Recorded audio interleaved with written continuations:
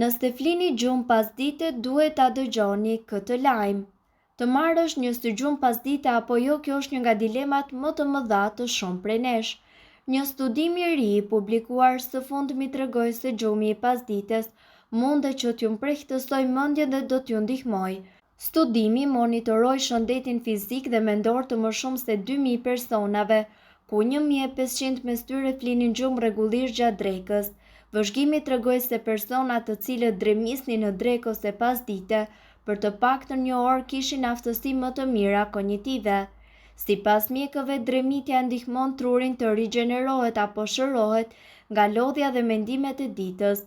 Teksa flini, informacionet e panevojshme fshihen nga zona të trurit tuaj, duke e përgatitur atë për një informacion të ri.